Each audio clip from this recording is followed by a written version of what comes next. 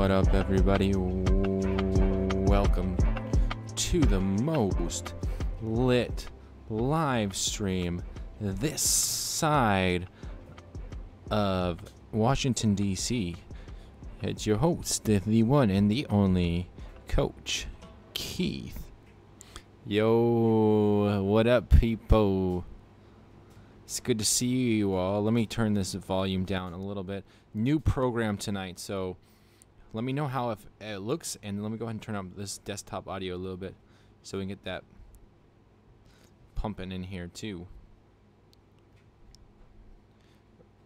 Chubby Donut up in the stream. Yo, there we go. How's everybody doing tonight? Check this out, guys. We got these extra overlays on here that we can put on. I think it'll pull a little bit on the CPU, and then yeah. How's that look, guys? A little bit better? Retweeted. Yo, thanks, Travi, for that retweet. I'm going to go ahead and hand out those coins real quick. Most illuminated live stream. So bright. He will invest his time. 100%. Yo, Chubby Donut, thanks for being the first one to comment, man. Here's 1,500 coins.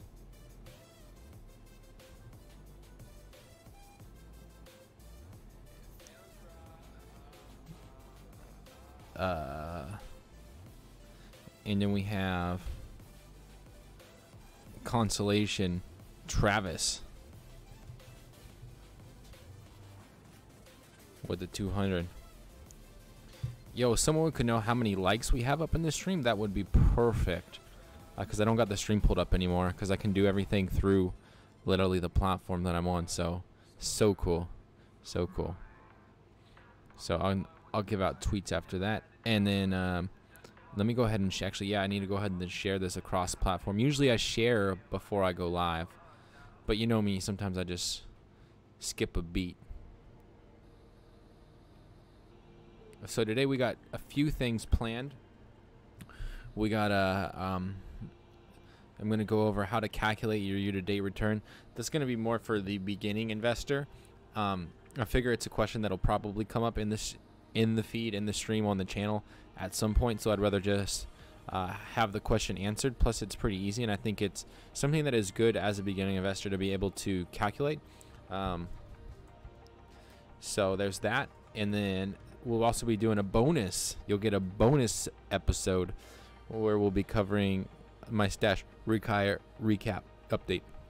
So that's a 2-for-1. And then also we will go ahead and jump into a Keith Condense, which is a question that I got on one of my videos about somebody who's grossing so much and if he should invest it or not.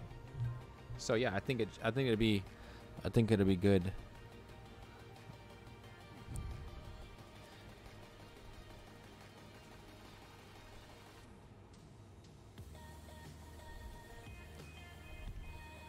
Let me go ahead and share this out on the Discord.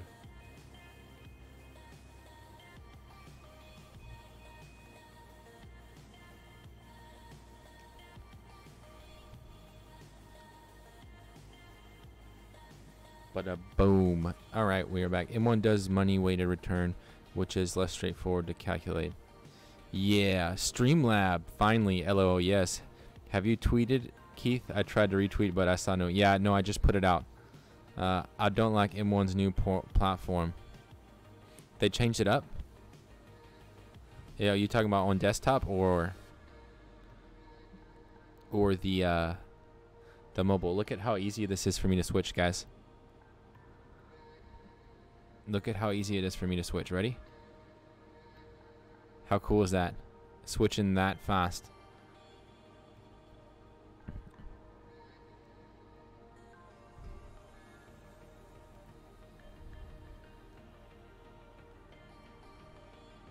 You're talking about on here, or you don't like it on there? Yo, guys, thanks for all the retweets. What I'll do is I'll just I think it's 7,500, and I'll just do it to basically each retweet I see. Mobile platform. All right, for sure. I'll just have to check that out. I think I saw 3 retweets. One from Travis And then Green Ghost slash. All right, cool. One more. Here we go.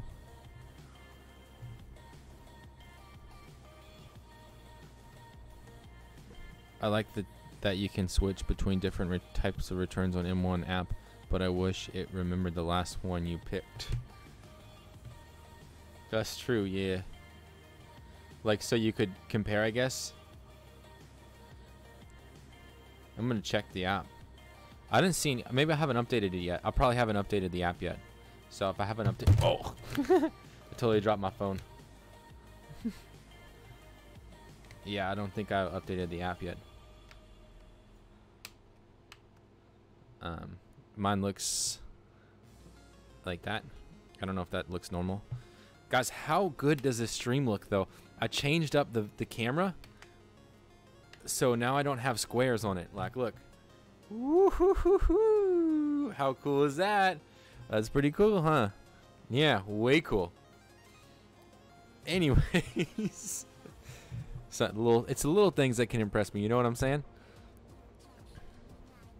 Doesn't show percent or money made list without clicking on the investment. Oh. Precious metal prices are down right now. If anyone wanted to invest, metals or miners are cheap. Yeah, that's pretty much what I've been. That's what I had my order placed on today. I didn't buy, but that's what I'll be. You did not, Coach. You did not reward.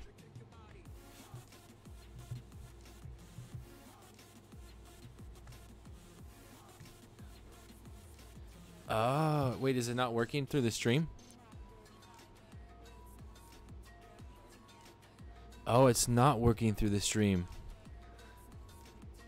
Oh. Coach is logged into the wrong account for the stream. Dang.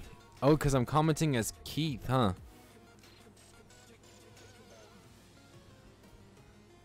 Man, that's lame. That's alright though. At least I can still see the chat. So all I gotta do is keep this box popped up to put stuff in there. Let me get in here.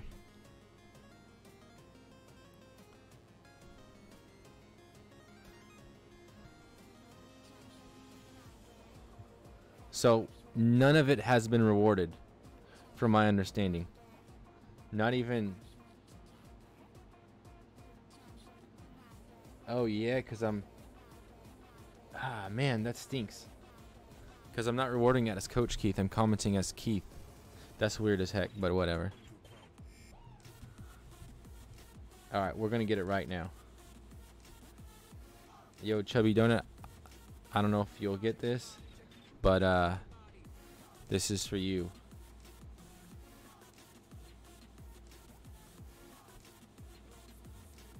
And I even spelt it wrong. Wow. Nobody got any coin. It's alright. I'm glad that we could struggle through that with right now.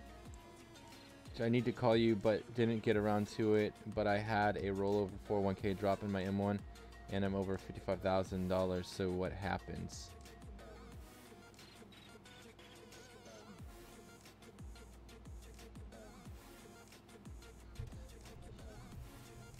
Reward. I'll get to that in just a second. We'll look at it together because I don't really know specifically what happens because I've never been over. But oh, Travis is next. Travis, 200, and then reward everybody for them retweets.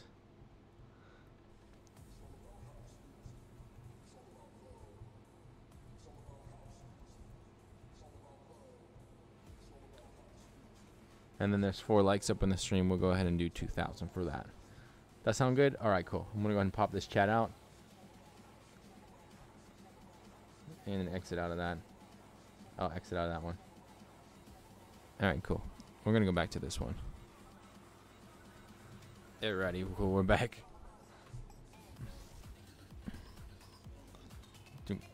You can still contribute to this text here. Yeah, man, that's because I just got it up and running. Yeah, I think that because it's a rollover, so it's different. I don't think that goes towards your yearly contribution. 5 lakhs now. Yo, thank you for the update, Travis. Gotta remember that I gotta put it in this one. Reward.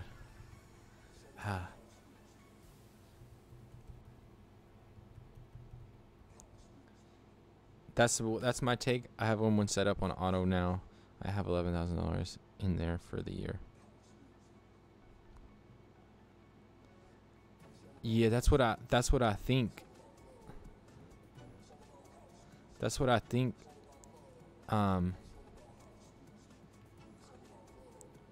Is that, I don't know, let's go ahead and Google search it. Rollover doesn't count towards, yeah, that's what I was thinking, yeah. I don't think it would count because you should be able to roll over a 401k whenever you want to without paying penalties. It's just when you go to take it out of that account, so I don't think it actually matters. Yeah, that's what I would go with. Personally, I don't think it matters. Why do I got the chat over here? What the heck? Alright, I don't know what I got like the chat like 5 different places. Let's go ahead and get into it. You guys ready? Let's go ahead and do it. I'm gonna shut off the air. We're gonna head and go let's just go back to back season videos and then we'll go Keith condensed and then we'll finish out the night like that. I think that'll be better. I still got to get to editing. Coach, what miners did you invest in or try to? Right now, there's a few. I'll show you. Robinhood. Let me log in.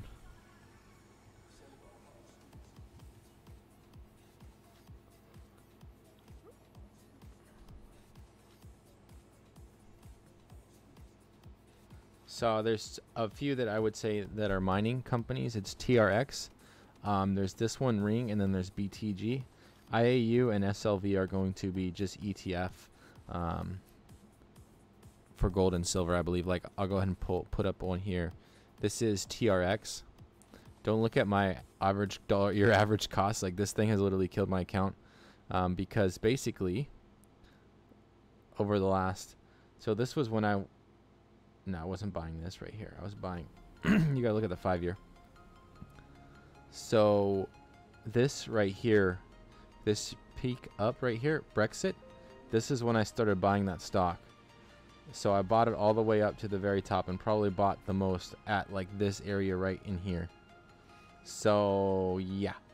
But they are a Tanzanian Royal Exploration is a mineral resource company which engages in acquisition interest in exploration of natural resource properties. It operates through Canadian and Tanzanian geographical segments. So there's that one, and then there's also this one, iShares MSCI Global Gold Miners Fund. It's a ETF-ish, and it produces, tracks a market cap weighted index of companies that generate revenue primarily through gold revenues. No Turkish yet, man. I haven't touched the Turkish miners yet. And this one actually surprisingly paid a dividend. Like, I was surprised to get a dividend paid from that because most gold type investments don't pay a dividend at all. They won't. It's specifically the standard. And then this one, BT Gold or B2 Gold, is another one, and it engages in exploration development of gold mines. It operates through the following segments: mining operations, other material products, properties, corporate, and other segments. This is actually the one that I've been trying to buy. It had to get to 246 for me to buy, and that hasn't happened since about July 16th, so a couple days ago. And it hit it, yeah, so I gotta wait till it gets to 246, pretty much. Well, we'll see. Today's low might have dropped it a little bit. I buy 6 cents below the day's low, so that's kind of my strategy with buying stuff.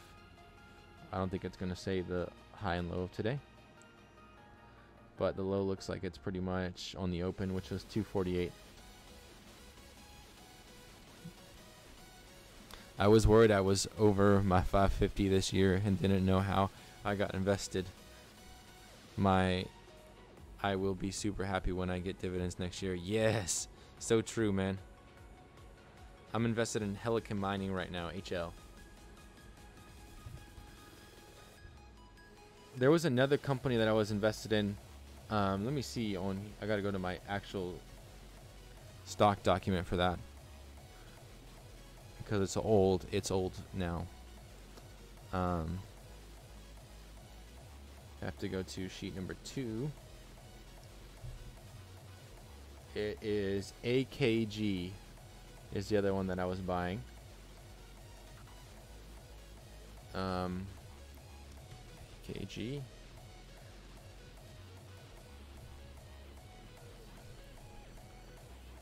And this one does minerals in West Ghana and SC gold and a summer gold.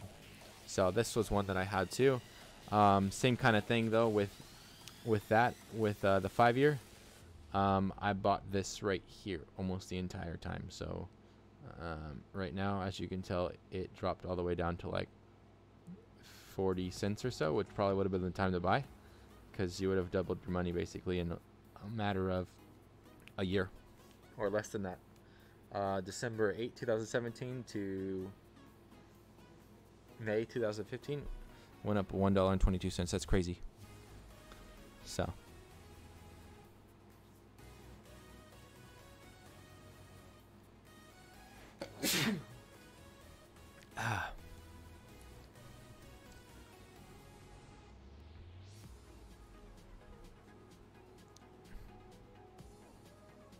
alrighty, let's go. I'm gonna go ahead and cue up the cameras real quick, and we'll go ahead and jump right into it. I can do you guys one like this. Check this out. Let me know if this is cool. If not, then I'll just bring it back here after the video is kind of done.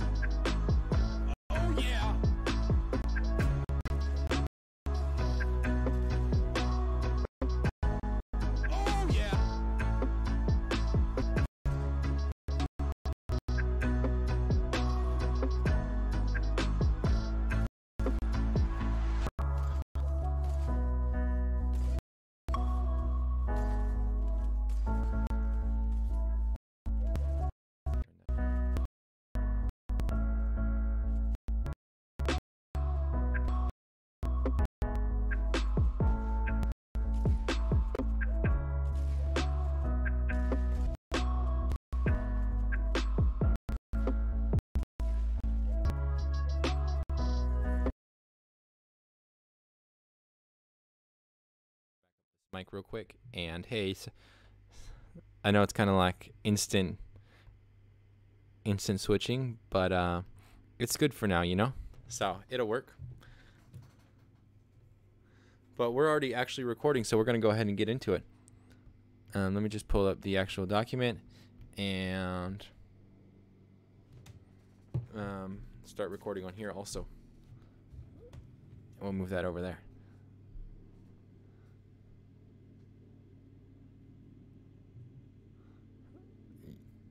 Here we go.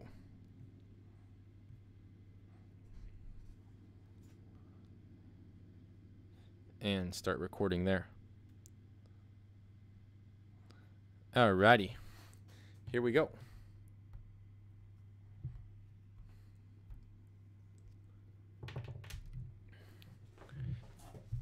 Hey, what's up, everybody? Welcome to episode number 152 here on season number 2. And today we are getting into Stash Retire Recap June edition.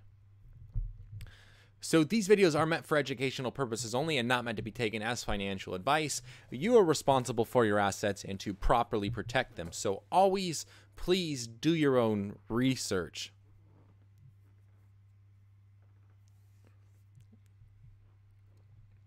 So this month, my Stash Retire account, like last month, beat my Stash Invest account. And when it comes down to it, I believe that it's because Stash has been taking all my money.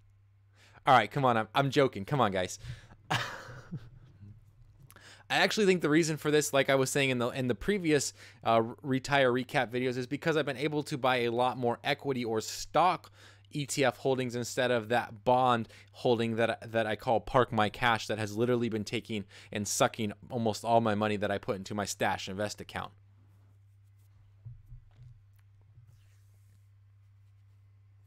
On Stash Retire, actually 3 out of my 5 target equity holdings have already been achieved. So that's 25% into Delicious Dividends, 25% into Park My Cash, 15% into Real Estate Tycoon, and then now I'm currently working on getting to 10% invested into Robots Rising.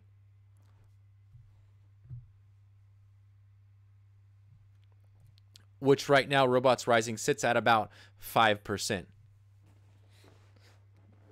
And then from there, like I've been saying, I plan on adding one single stock to the portfolio, probably turning that up to about 5%, and then go ahead and picking up the rest as I can afford them when my percentages are all correct. So my hope is to one day eventually own every single ETF or single stock that's on Stash, but that's going to be a long time from now. I can already tell.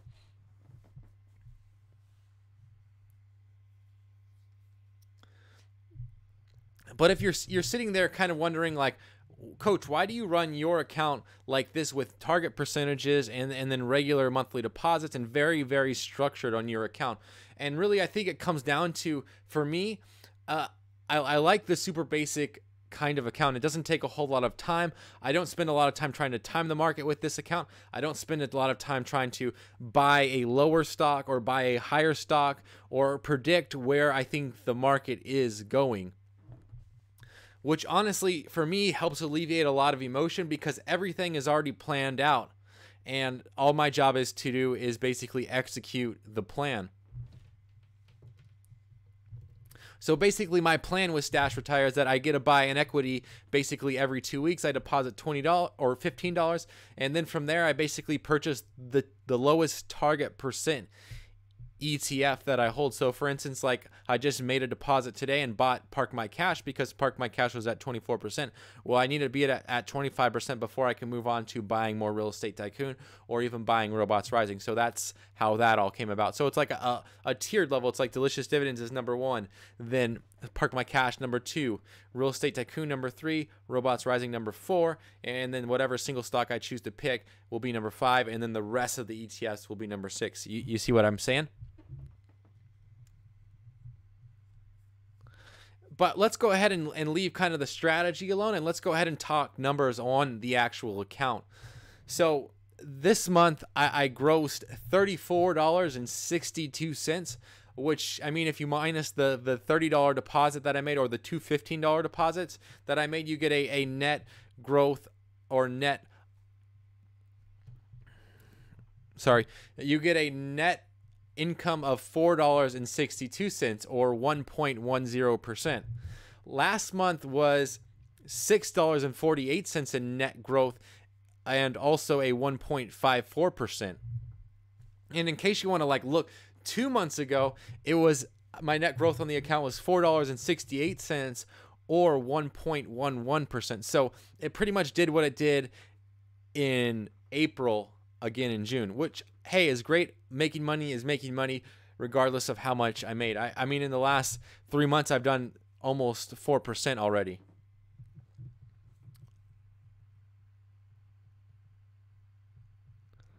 This account is actually, which is interesting, is my best performing account that I manage right now. And like I was saying, this is extremely interesting because my Robinhood account, my M1 account are run a lot more risky than my Stash Retire account. And actually right now, my Stash Invest account would be considered a more risky account than my Stash Retire account. And still, I haven't like beat any gains yet.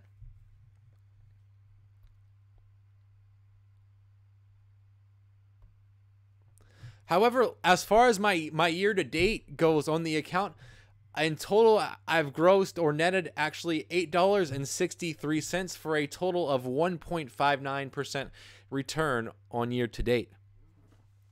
But anyways, let's go ahead and actually pull up the phone and take a deeper look into my overall account. I'm just logging in here real quick, and then we'll go ahead and... So this is my account right now. It sits at $563.65. This is as of July 20th, so this is like way updated because we're getting to it a little bit late this month.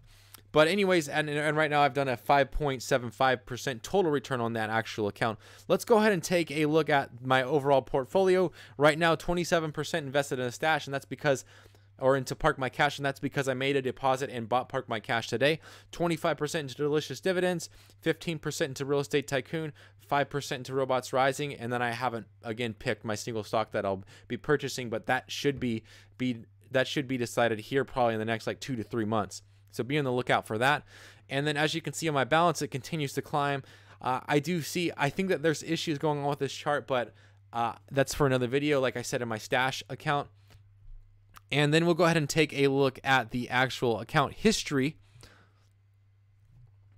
And we'll scroll back to July. As you can see, Park My Cash dividend for 26 cents. As you can see, Park My Cash dividend for 26 cents. A dividend from another dividend from Park My Cash. Actually, that's not right. Okay. A dividend was paid for 26 cents, and then a reinvested dividend back into Park My Cash, a subscription payment for $2, which I think is a little bit high. I think it's kind of outrageous compared to other Roth IRA accounts that basically do the same thing. $15 from Navy Federal that I bought Delicious Dividends, and then 73 cents paid from Real Estate Tycoon, which then I reinvested back into Real Estate Tycoon. And then $15 from Navy Federal, from Navy Federal again, that I bought Robots Rising.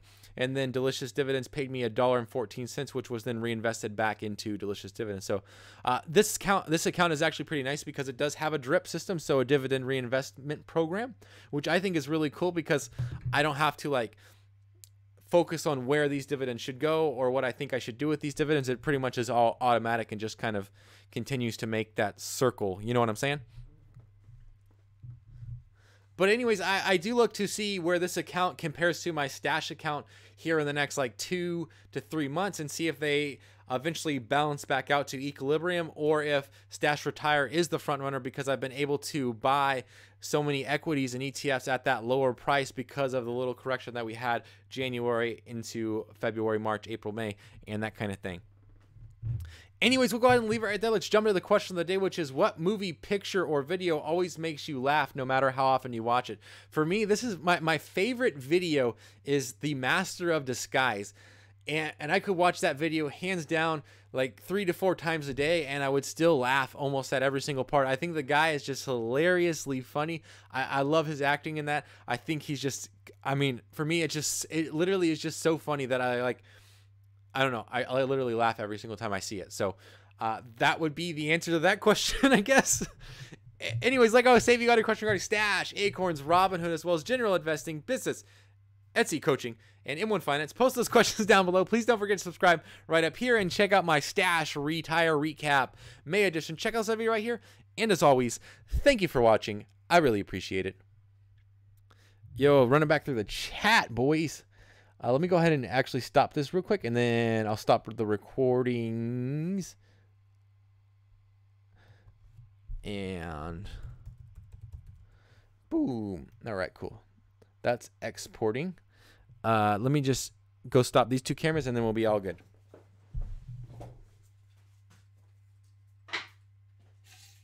That one already stopped. The boys in the hood are always hard. Yo, we jumping back on this. Let's see. Gestures came in here. I saw that. I saw that for just a second.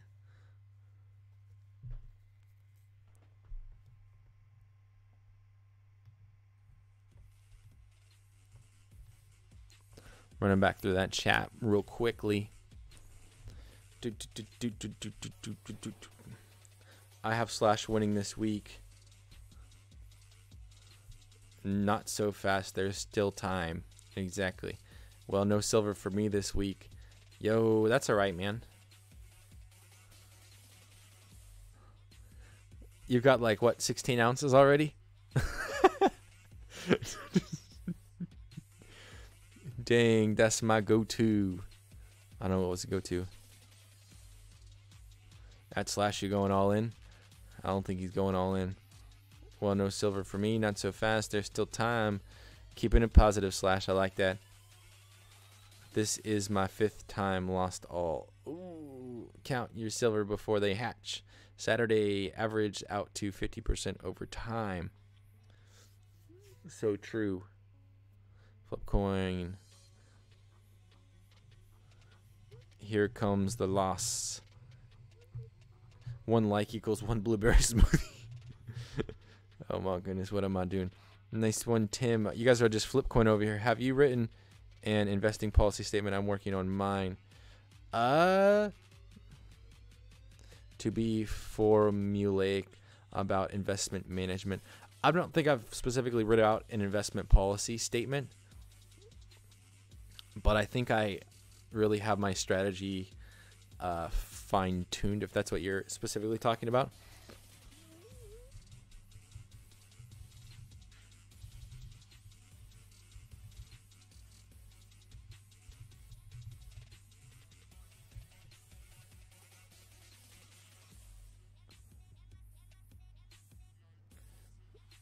Oh, like goals, objectives. I haven't wrote that out yet. No, like my targets and all that kind of stuff. No, I haven't touched that yet. And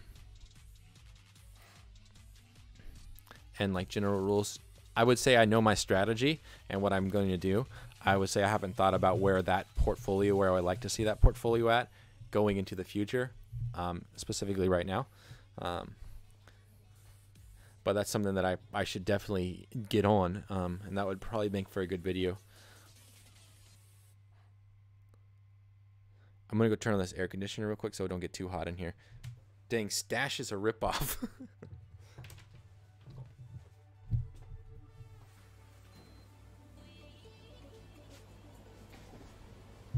I mean, honestly, it's not really, because, all right, comparing it to like M1, potentially, you know, but comparing it, like if you just take the once you get past $5,000, it drops down to 0.25%. So it's only like $1 per month on an account over $5,000. I think. I'm not too sure. I'd have to look at the contract or whatever that I signed, or when I open up the account, the policies. So that's what I would be looking up. I like, so for me, I think 0.25 is not really that bad. That's what most accounts are, or not most accounts, but most apps are that. Now Acorns and M1 are kind of changing the game in regards to that, but still, that was kind of like where everybody set out. So I think it's just a matter of time before they look to lower their price. Right now, they've been using it as a promotional thing, like get Stash, retire free for a year, get Stash free, retire free if you're under 26 years old. I think it's just a matter of time before they look to drop the price a little bit. What up, Coach? Forged. Figured I'd stop by and say hi before I pick back up my stream on Halo. Yo, have fun on Halo, Gestures. By the way, guys, if you get some time, feel free to swing by over to Gesture Stream and just say hi. Stash needs to get with it. Take away fees. So true, man.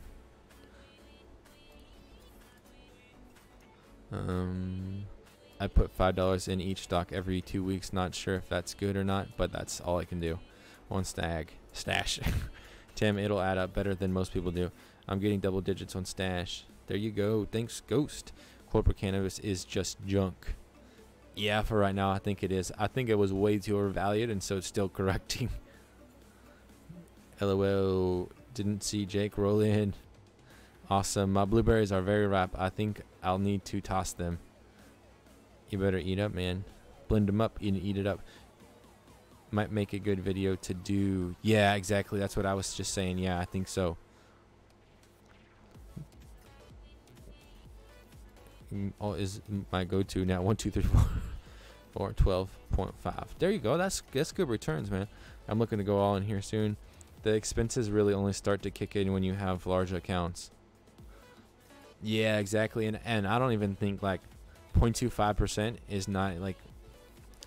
There's somebody in the stash investor group that I help admin that has like over 100,000, and he's like, I don't even pay that much. Like, it's not really that much of my account. Like, it's like I basically make it in dividends anyway. So like, or more than that in dividends. So it's kind of like whatever, you know.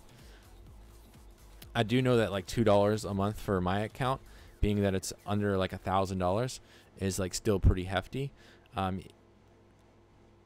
Yeah, $440 per year. So I think he pays like $220 or something like that a year, which comes down to about $20 a month or something. But for me on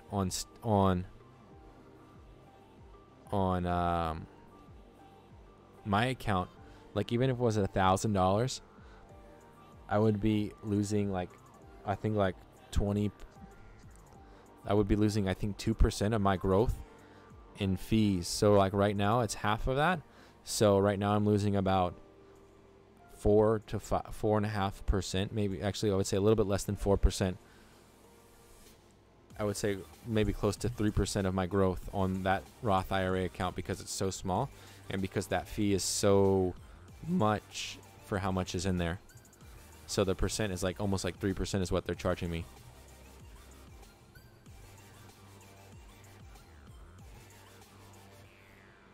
Over 30 years, that is making less than yeah, I know. That's why I think that people are really looking at. That's why I think they really want to go to apps that aren't charging them to have an account with them, because, like you just said, it that's 7.7%. Like compounding that 0.25, even though it's 0.25%, compounding that year over year over year, over the next like 30 years, like you can get some solid growth on that. Like, I mean, I'm not saying like that'll happen. I'm just saying that if it did happen, like, you're potentially leaving quite a bit of money on the table, because like you said, that's only like what would actually be in your account that they wouldn't have taken out. That's not including any compounding that would have happened.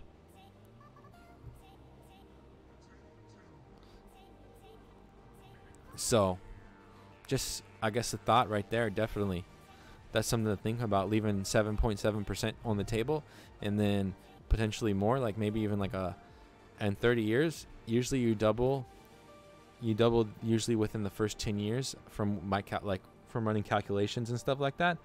So that's, we'd say, what, at least a 0.25 would have been 0.5, and then it would have doubled again in another 5 years basically.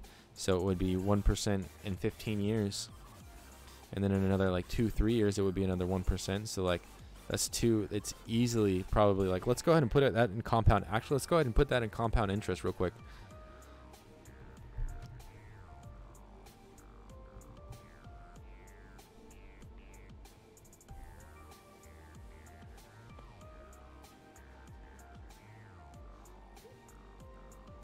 I think this is the one that I like to use. We'll just say it's we'll just go off what you said. We'll just do it off of $100,000, which would be, I think, $220.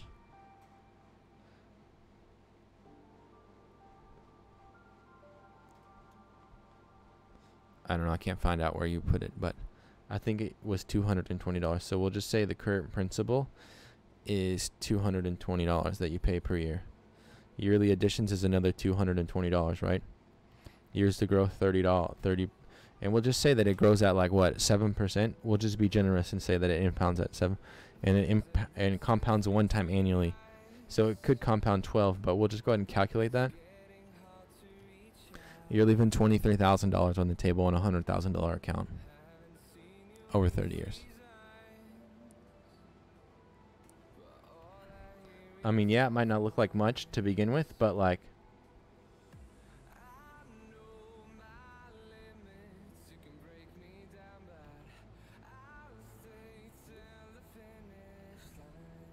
I like the one through Bankrate though, because it really does. I think it gives you a little bit. It gives you a little bit more. Yo, what up, Senior? Need a mosquito? Good to see you, man.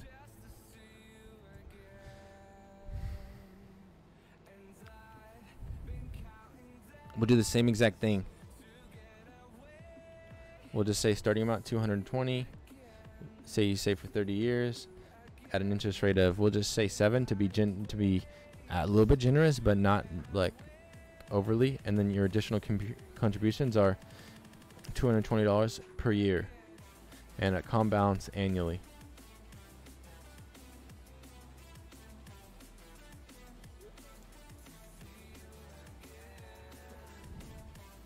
So in the first year, yeah, you only finish the year out with well, we'll just say, actually you gotta start with 0, because there we go. So the first year you finish out with $235. The next year $470. But as you continue to go up, by the time that you get to year 30, you'll have saved an additional $2,200 on a $100,000 account starting off. I like to view these reports. So in total interest, you would have had made $15,000. You're leaving $15,000 on the table, basically, more or less. That's crazy.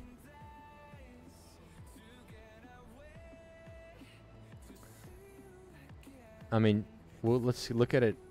Oh, man, Yo, what up, Adrian the Great? What do you think about Ford? I just bought that stock.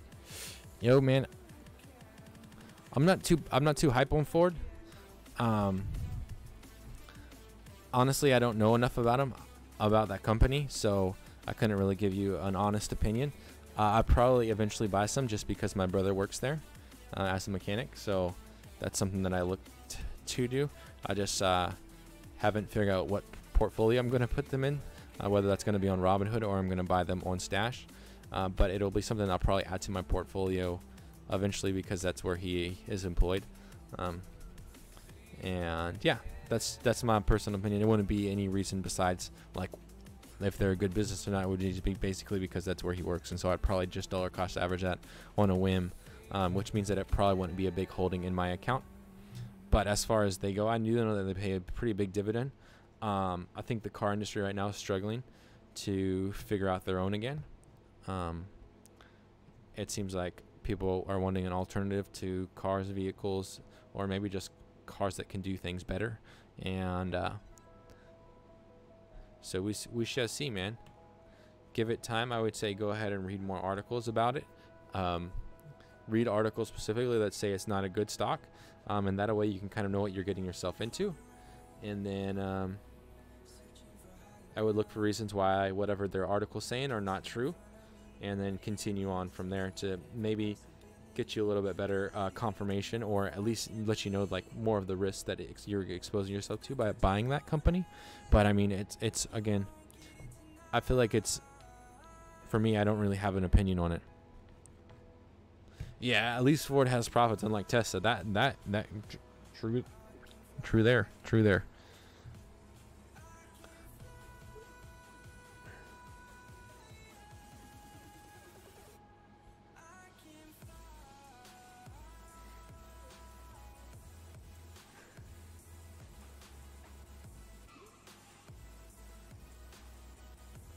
So basically, if you had started out with $100,000, by the end of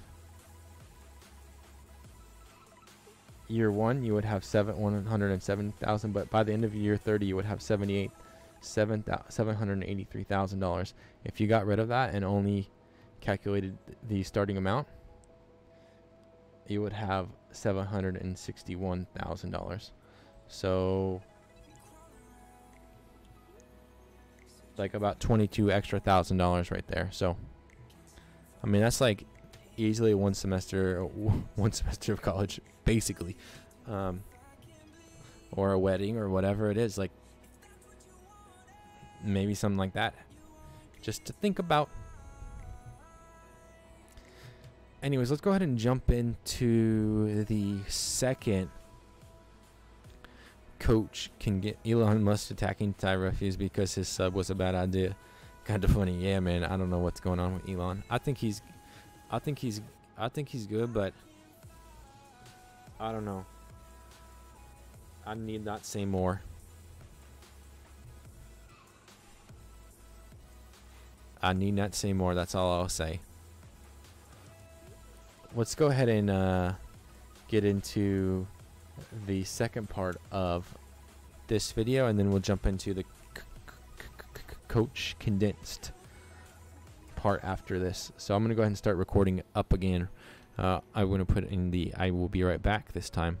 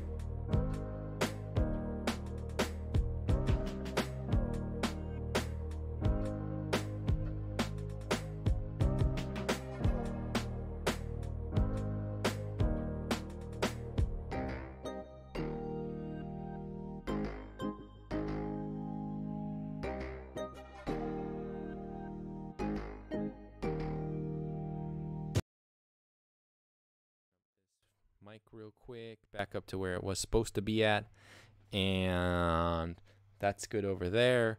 Let me go ahead and start recording. Alrighty, I think that we're recording. That's good. Good. Everything's good there. Everything's green. Alrighty, cool. Here we go. Let me pull up this and put this over here. Alrighty, cool. There we go. Alrighty. Come on, Google Docs. Don't freeze on me now. You're on the cloud. This Google Doc is so big. Let me just refresh it real quick. And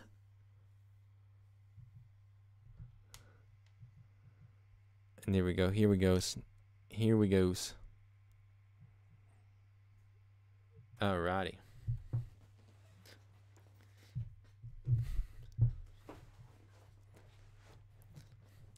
Hey, what's up, everybody? Welcome to episode number 153 here on season number 2. And today we are getting into how to calculate your year-to-date return. So with each month I share, well, specifically with my recap videos, my year-to-date return. And I've been doing that pretty much since about February, March. The reason why I've been doing this is to be more transparent with you guys, the viewers, and then also so that way, if you want, you can benchmark your year-to-date return, or I guess more or less compare accounts and see if you're performing better than me or not performing as good as me.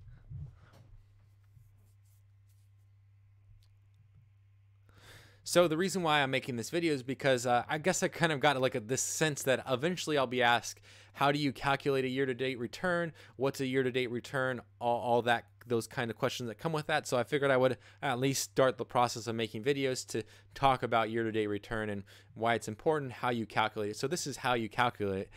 This is how you calculate your year-to-date return.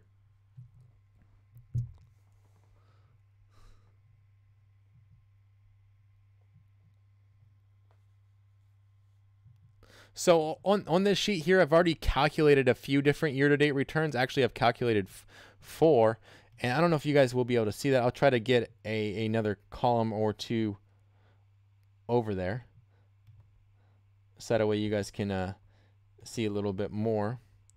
So this is my year-to-date returns. Green is Acorns, purple is Stash, teal is Stash Retire, and black is Robinhood. So these are all the returns right there. But basically the formula for basically the formula to calculate your year-to-date return is going to be today's balance minus your account balance January 1st, and then minus any additional deposits, all divided by today's balance. So what you're going to see on here is a few different things. So what I've got set up for here, my year-to-date, is my June balance on Acorns minus my December balance, which ended December 31st, close of December 31st, open January 2nd. So that would be $2,000. So I got June minus December, and then also minus anything that I deposited in there, any roundups, any regular deposits, any additional deposits that I made, all are right here calculated. It comes out to $442. And then I do the math on all those, which is June minus December minus all the additional amount that I made. And then you take all that and you divide by basically the price in June, and you get a year-to-date for me of 1.59%. So we'll go ahead and break it down a little bit easier. Hopefully you guys can see that. I'm going to try to use a little bit bigger font. So we'll go ahead and say, you know what? You got an account that's, we'll say $20,000 on the close of December, opening of January. Today it's June, and your account now is worth, we'll say, $30,000, right? So actually we got to switch those numbers around real quick. So right now you have an account of today that's at $30,000. However, on January 1st, your account was only $20,000, right? And then we'll say that in order to get there, you've made, we'll say, $50, we'll say $200 deposit each month. Well, it's been 6 months, so you figure you made an additional $12,000 in deposits. All right, and then you divide all of that by the original $30,000, and you get a year-to-date of 29.33%. That's crazy, but it is true. Basically, what would happen is, yeah, you would have done a 33% on that account. So if you wanted to see what that actually came out to, again, you could just do that times this would give you, basically, you made $8,800 in profit. So there you go. That's how you calculate your year-to-date. It's pretty simple, really easy to do. I think it's more of a beginner thing that people don't know how to do it, and so that's why I kind of wanted to bring it to your attention, so that way you would know how to calculate your year-to-date. You can also do this with your 3-year or your 5-year, heck, even your 10-year if you want to. Just you're going to have to need the correct numbers to calculate and then plug it into the formula and make things happen.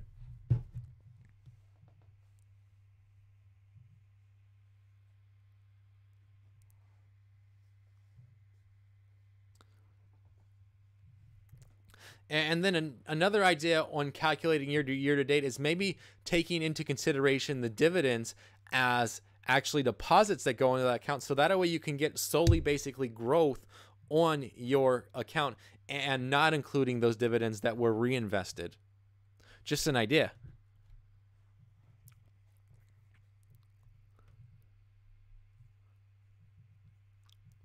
So the reason why I think it's important to, first of all, track your year-to-date is it kind of gives you like a good checkup, health checkup on your actual account. I mean, maybe there's some stuff that you can change going into the second half of the year, or maybe there's stuff that you did last year that maybe you can change going into the new year that might make you get a better return or a greater return than you got in last year.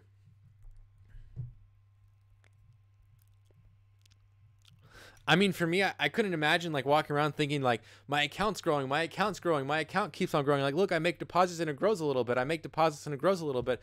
And then calculating my year to date and being like, oh, I lost money. I'm down -4% year to date. Like that's not that good. And actually, I opened my account in December, so really, it's not that good. I'm not making money on this account. I'm actually losing money when I continue to put deposits in there. And then you can go ahead and make decisions like, hey, is this good long term? Like, should I be doing this? All that kind of stuff continues to come out of maybe having a little bit of a health checkup on your actual account by calculating that year to date return. However, I do have like one concern. Oh, and actually another reason that would be good to calculate your year-to-date return is that you can compare your account versus like other people's accounts. And then secondly, you can compare that account versus like ETFs that you're holding. For instance, if you hold like a S&P 500 ETF, you can compare that S&P 500 ETF to how your account is doing and see where they benchmark and see if your account's actually beating that. And if you are, then hey, not too shabby. So one of my concerns with new investors calculating their year-to-date return and then also comparing amongst each other or comparing to an ETF or something along that is that just because it outperformed maybe your account last year doesn't mean that it will outperform your account going into the future. Past performance never predicts future profits or future gains or future performance.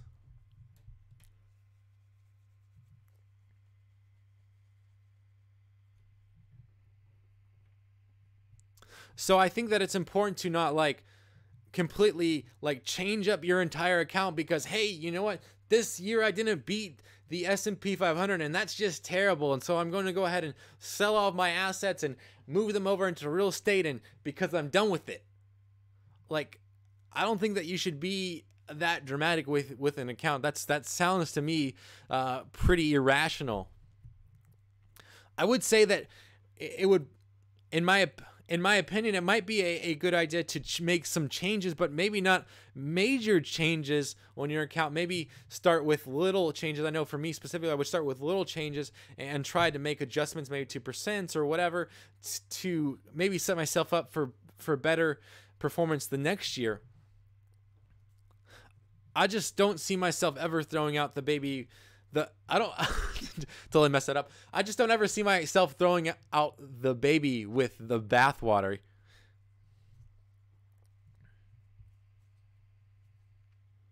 I mean, maybe it could just be that you keep on buying the wrong investments on the wrong days, and there might be a better approach to like a more fundamental approach to buying stocks at certain points or making regular deposits and then buying stocks based upon a day or whatever it may be, maybe using dollar cost average. I mean, there's tons of research out there. I think honestly, the most important thing is to apply a strategy that works best for you and your personality. I mean, stuff that works for me is not going to work for everybody. And actually, people that probably say opposite to what I say probably are doing pretty well off with investing as well. So there's a bunch of different opinions out there. I think that the best strategy that fits you is what you can decide. So you need to do your own research to make that happen. I can't sit here and say my account will be great for you because it's my account. It works for me personally. My account will not probably work for you personally. So anyways, we'll go ahead and leave right there. Let's jump into the question of the day, which is, what word do you always misspell? For me, I don't know if I've addressed this question on here, but a word that I always misspell is tomorrow. I don't even actually know how to spell it. I just start typing it in, and I hope that like Google populates it on my phone, or I know that every single time I type it in on like a search engine or something like that, it always gets auto-corrected, or a document, an essay, or anything like that. Always, and always, I say always gets not copyrighted, always gets spell checked, and I always have to change it because I honestly do not know where the R's and the O's and the W's go. Hey, I'm a poet and I didn't even know it. Dang, I'm on fire tonight. Oh man, lost it. Anyways, like I was saying, if you got any questions regarding Stash, Acorns, Robinhood, M1 Finance, as well as general investing, business, Etsy, coaching, post those questions down below. Please don't forget to subscribe right up here and check out this video right here and check out my M1 Finance account has now been funded. And as always, thank you for watching. I really appreciate it. Yo, that was really fun, guys. Let me stop this and export it. YTD account.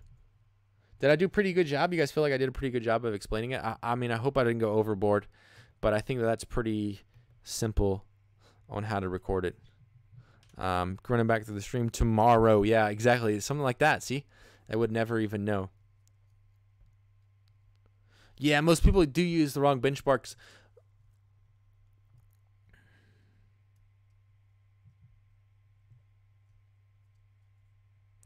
Definitely. No, I agree that I think that people use the wrong benchmarks, but at least like I would say, like if you're benchmarking your account against the S&P 500, like maybe that's not the best idea for you to benchmark against with like a specific account, but like at least you can kind of like compare and tell, like, my account's not doing better than the S&P 500. Like there might be something wrong with it. Actually, it's performing the opposite direction of the S&P 500 or something like that. Like I think that's all I was really trying to get at, was that it's great to use benchmarks. Like you said, using the right benchmarks is actually better, but I think being able to benchmark your account and be like, it's not good, it's bad, it's good.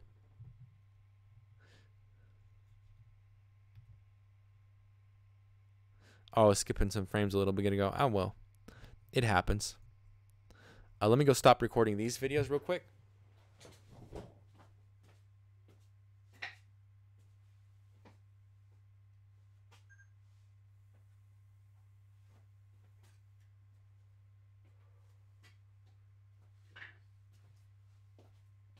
And that's been exported. Alrighty, jumping back on the captain's chair here.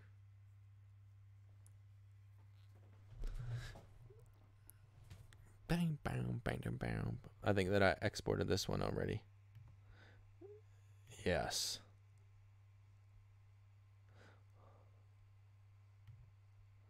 I'll just save it as one, just in case I never did it. I don't remember. That's my problem. We'll just save this one too as 2, just in case. That's the worst, is like having to redo it.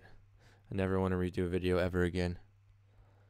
Let me go ahead and full screen this again, guys. Go.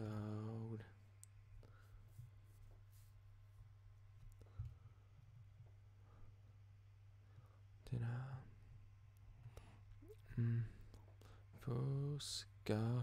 All right, I think I got. Just looks like a lot of flips.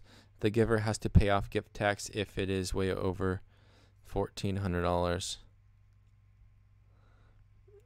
You get better tax treatment that way. You can always go what you want, but if you have capital gains, you may want to wait a year.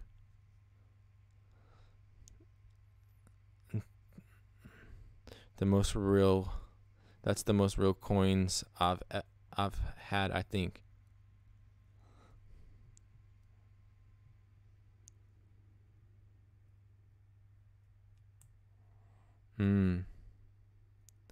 Oh yeah.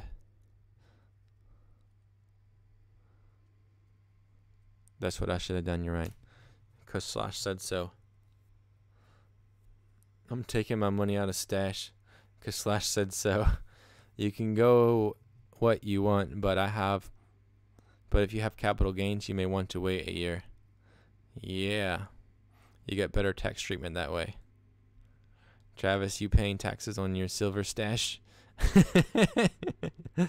I'll count it as a gift. The giver has to pay gift tax if it is way over $14,000. Is Travis gone? I think he went back to just your stream. Rip. No here, but waiting on some food. Yo, that's what I'm trying to wait on, man. That's why I'm losing. Travis is good. A what? Nah, I need a number, Trav. The benchmark. Yeah, definitely. That's what we just talked about. One funny thing about all investing channels is they say, remember this, it is not investing advice. Then the video is nothing but investing advice. Yeah, that's because we don't want to get our booties chewed out by like recommending. Like I can't recommend because I don't know if it's actually going to work. So most people use the wrong benchmark for stocks they hold. Definitely. Yeah, that's kind of why I say it, is that it's for education and it's not financial advice. Because if it's financial advice, then I would have to be a financial advisor, and I'm definitely not a financial advisor yet. However, if a company came along and wanted to sponsor or I guess help me out make that happen, 100% down. So to get my like Series 7, all that kind of stuff, I would I would like be so interested in making that happen. No, the vault hates me. Well, I did say that I would, Travis. It loved you the past 5 weeks. Oh, Tim. Tomorrow. The W goes at the beginning. Yes, so true. Tamagotchi. Byrie. Whoa, Tim. Oh my god. My biggest flip win in history. I'm screenshotting that. No. No, he just won 308,000 coins. No.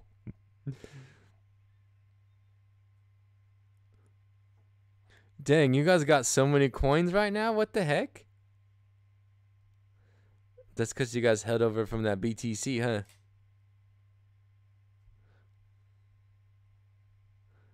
What the heck?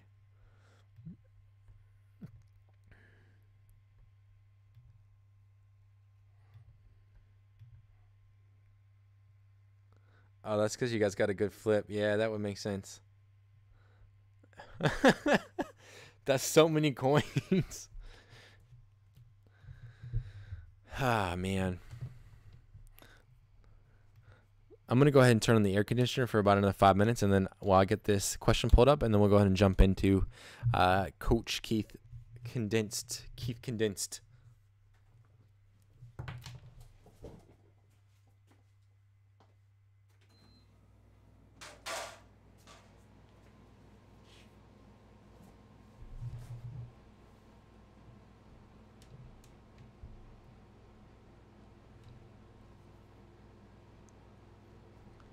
Oh, I gotta stop recording this too. I never stopped recording my mustache retire recap on my phone. Square is my best investment other than Apple.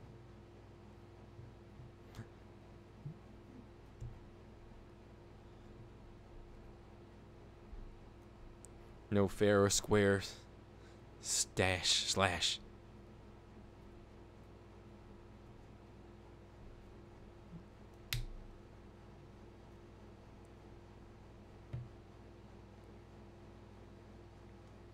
Let's see if it actually stops recording. We're sitting about 80 degrees. I say we just go ahead and jump into it so I can kill some of these lights real quick. I gotta go shut this one off right here. That is too bright.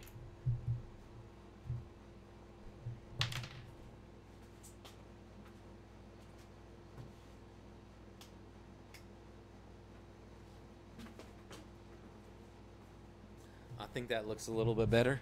And let me go ahead and turn off the air conditioner so we can go ahead and get into this one right here.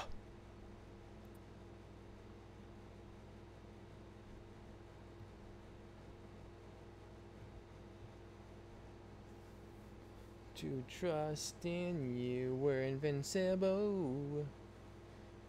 Community, channel, community, channel, community, community.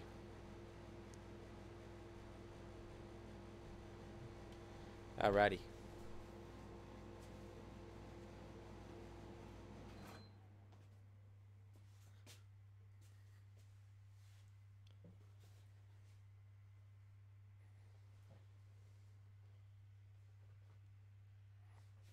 This one's for Chris Roa.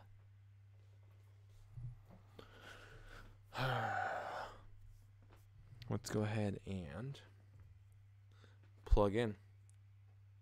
Oh, what the heck? Oh, here it is.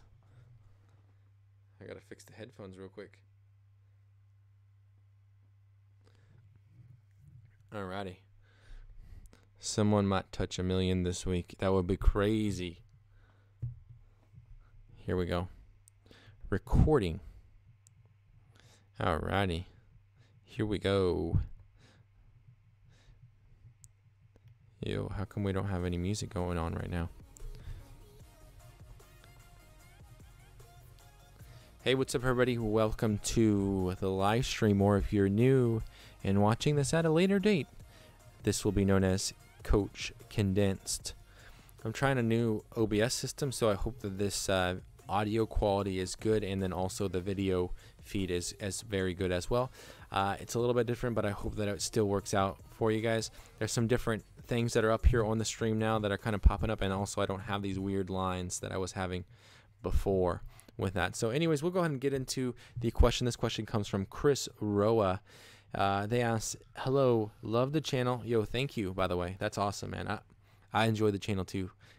I think I find myself watching my videos more than I find myself watching other videos. I don't know if that makes me like a self-conceited or something, or conceited, or I think that's the word. But anyways, thank you.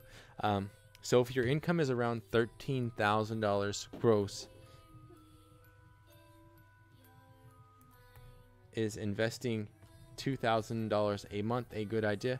I'm currently trying to learn about match. All right, let me go ahead and rerun that real quick. I'm going to start off just reading it like. And Chris says, hello, love the channel. So if your income is around $13,000 gross, is investing $2,000 a month a good idea? I'm currently trying to learn about the market by watching investing classes, and they say the more you can invest, the better. What is your opinion? By the way, I use Stash to invest. Yo, congratulations, man. I really like Stash also. There's actually a Facebook group that I help admin. It's called Stash Investors. Feel free to check it out. A lot of people in there know lots of stuff, and I'm sure that they would love to help you out if you had any questions as well. Great community there. Anyways, I'm not sure if you're talking about gross as far as like this is month to month, or if this is your yearly gross.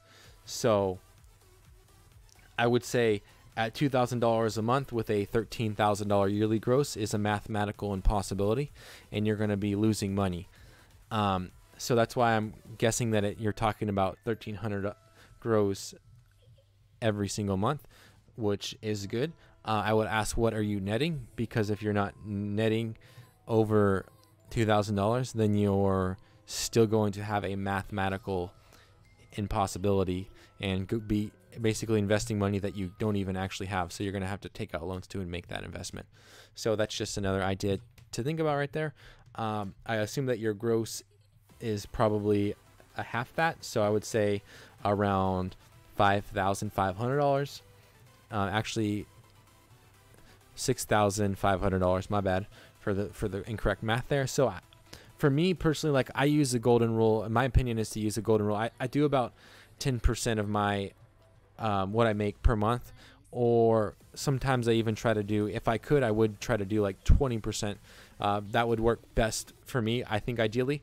But most of those people that are saying in those investing classes, invest as much as you can, it's because they believe that the market will continue to grow, that your money will continue to compound, and so the longer that your money stays invested into the market, the more potential you have for that compounding interest. We were just looking at a chart early on the live stream, comparing a $100,000 account paying $220 a month, or comparing a $100,000 account that's not paying that additional $220 a month and actually getting to reinvest that into the market, and how much in 30 years they would actually generate. Well, the account that paid an additional or invested an extra $220 per month for the next 30 years made an additional like $15,000 to $16,000 on their account. So in their total account, like, balance was $28,000 higher than what it was if they would have only had invested that $100,000 lump sum right up front. So that's something to consider also. However, I mean, if you can like throw every single dollar that you'll ever invest in the market in at one point in time when the market's like super low and let it sit there, like that'll be your best return pretty much you'll ever get, because you get 30 years of compounding, you know what I'm saying? But obviously that's almost a impossibility for everybody to ever invest any amount of money that they would ever make along the line and then invest it all, you know what I'm saying? So I think for me, like, I think that's a good principle to have, is try to invest as much as you can. The other issue that I could see with that is that maybe you're investing too much, that you don't have money to cover unforeseen expenses that come up in certain situations. Car breaks down, some freak accident happens, window breaks or whatever on the house. You got to do a repair on your house. You got to do a repair on your car. You got to buy sports equipment for your kids, whatever it may be, that something comes up, you have a friend come into town, and so you got to, you know, house them, take them out to dinner, all that kind of stuff. So my suggestion, or in my opinion, I would think, like, maybe I should save some of that for when one of those things happens, whether that be like in a more liquidity type of investment, or a bond investment that's not going to fluctuate that much, or whether that's putting it into a savings account. I think that it's important to have some extra funds set aside that you can use before you have to go start selling off equities, start selling off securities, because I mean, having those invested as long as possible, I think, is one of the main things to winning at the stock market or generating returns, big returns from the stock market. So I guess that would be more or less my opinion. I can't sit here and say whether it's a good idea or not, because I don't know what all your expenses are or what your financial situation is, and so I'll just leave it like that. Anyways, thank you for asking. Like I always say, if you got any questions, feel free to post them down below. I would love to know your guys' comments on that. What would you guys do in that situation? Do you guys base it upon a percent of what you make? Do you just have a standard amount? I would love to know how you guys handle your account with investing. Anyways, let me know down in the comments. Feel free to come check me out on live stream. Like I always say, thank you for watching. I really appreciate it. Yo, I think that was good. Just jumping back through the stream real quick. Oof, boy. Yo, I love Senior Manito Mosquito. I can't even say your name right. Hello, Travis. I will give you half on Jake's stream. I will take my half. Well, I guess that was awesome. You paying taxes on those blueberry smoothies, Coach? You already know, man. Those taxes are going to be coming out on those blueberry smoothies. No, fair and Square. Square is my best investment other than Apple. Way to try to change the subject there, Stash. Incorrect. Check the logs, baby. Someone might touch 1 million this week. I agree. I think that could be a possibility. What's up with all the losses right now? Travis, go. I mean, go. And go. Nah, JK, I need a number. A good one. Tim, how much you have? Ghost once. Way too much. I'm not losing all of them. Ghost, no. Oh my goodness, you guys are having conversations. It's guaranteed. And then more flips. Oh, someone just put hell yeah, Travis. Green Ghost, go all in. Yes, do know much in that group. For sure, thanks. Yeah, Travis, that's true. Tons of information in there. Tim won 20,000. What happened? Green Ghost is in first place.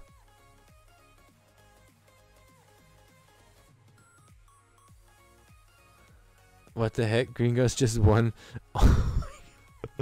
No. That's crazy. That's so crazy.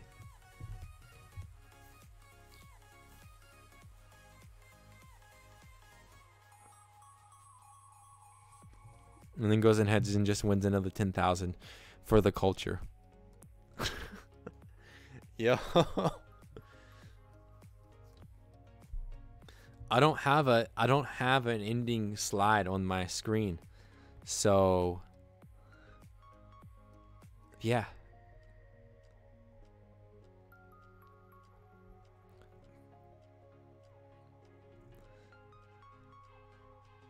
Guys, my M1 account is now negative. But it's alright.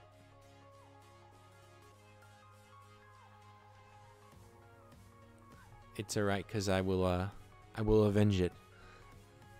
I can't wait until next month so I can actually talk about my strategy. I'm waiting an entire month so that way if I have to drop one, I can kind of show my trash pie. My secret trash pie. So we shall see what happens with that. But I'm going to go ahead and drop it right there. Tomorrow, the schedule for tomorrow, there'll be a video that comes out in the morning. It'll be a season video, so it's one of the ones that I recorded tonight, so I got to get to editing. That's why I kind of Didn't REITs prop you up lately? Nah, it was Amazon. Amazon has been pretty much the only thing that's holding my account. REITs specifically on maybe a little bit on Robinhood helped out a little bit, but not that much, I don't think. The trash pie. I love that term. Yo, let me get some of that trash pie.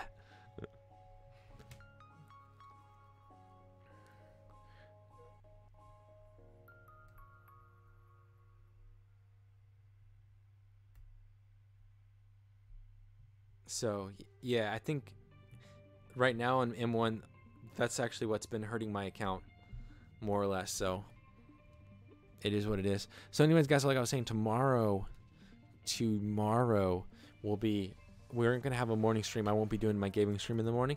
It'll actually be at night. After we're going to run the live stream, and then after the live stream, then I'll switch over to gaming. So, it actually start at like 6:30, 7 o'clock. So it'll be an earlier stream, but I think it'll be cool because it'll be like a nice 6 hour worth of streaming. So it'll be really good. Hopefully the computer works with me and then I can actually like play games, but you never know, you know. So Tim has never won silver before from my channel. I'm almost positive. He almost won it the first week. The first week he was like dead on, and then I think he like missed a stream or something like that, or slashed like V and Q was up today. That's good. I think that my let me check.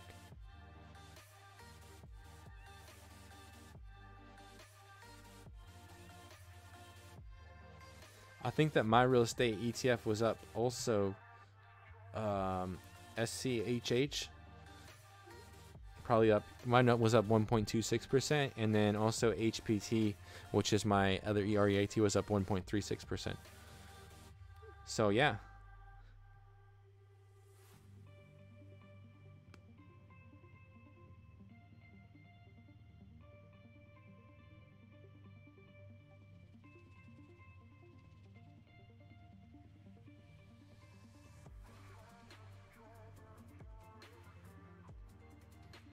So yeah, Travis, you would steal silver from a homeless child. Don't front.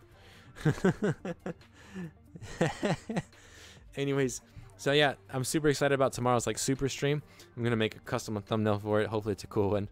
And then I've been digging this new system. Let me know what you guys think. Maybe on the next stream or something like that if you guys like the new feel. I'm also exporting it through a different like part of my CPU also, so it shouldn't take as much of a toll on my CPU, which should make it look maybe a little bit better, or put as it should be able to like keep it pretty standard for the most part. So that's kind of cool.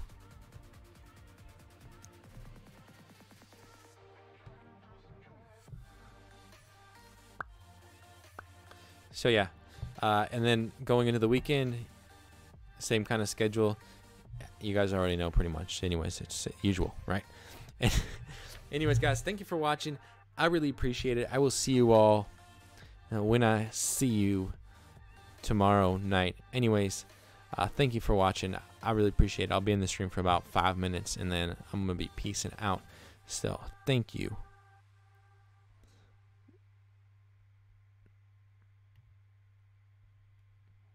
We're gonna go like that.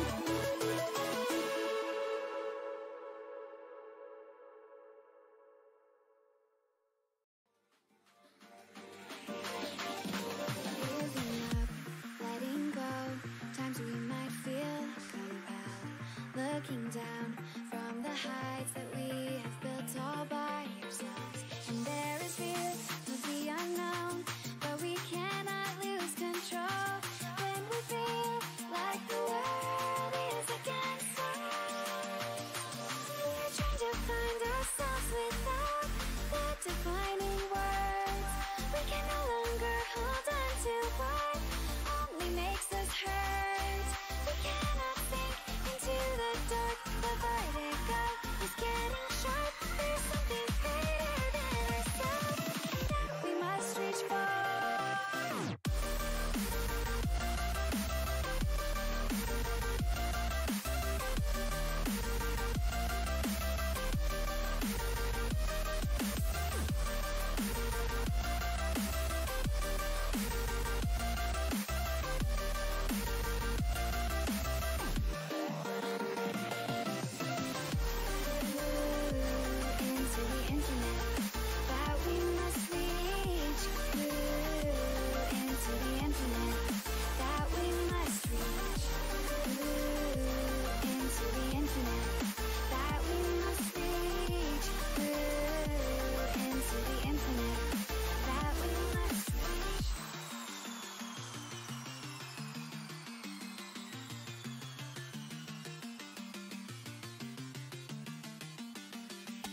Now which way do we go is the question to ask.